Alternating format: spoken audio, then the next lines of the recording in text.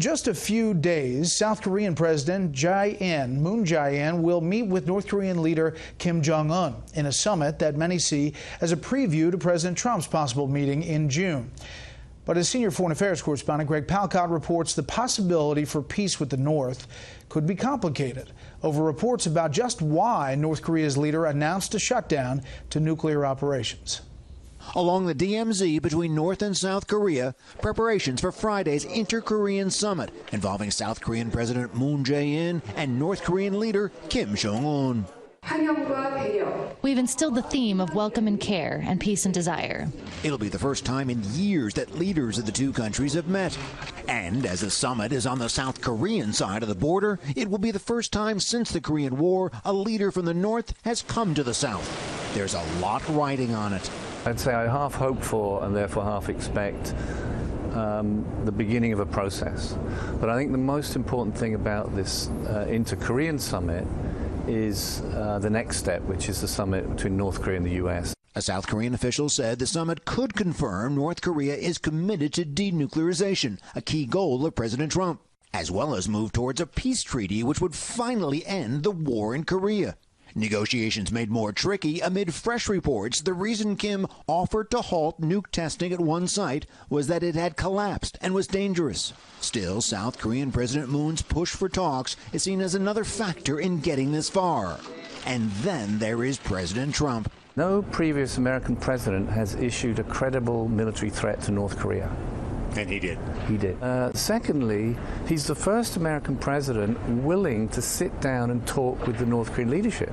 Plus, the maximum pressure sanctions the U.S. pushed. Locals in Seoul who have lived through war and peace are cautious. So I hope North Korea walks the path of denuclearization. Plans are reportedly underway for South Korean President Moon to share his notes from this summit with President Trump before the president meets with Kim Jong-un.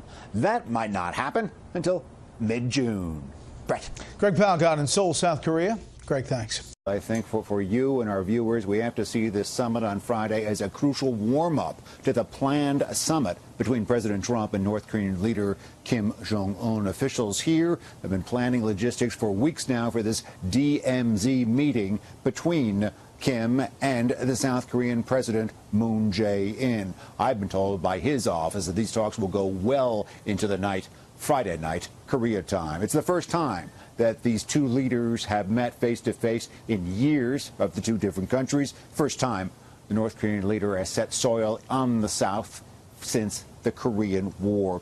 A South Korean official today saying that getting Kim to commit to some form of denuclearization in this talk would be crucial. Also beginning talks about coming up with some kind of a peace treaty to end the Korean War, which is, believe it or not, still been going on for 68 years. That's another goal. But again, just starting towards those points. Nothing final from this summit, we believe, Bill. Very interesting. How would they characterize the role President Trump has played in getting talks along this far, Greg?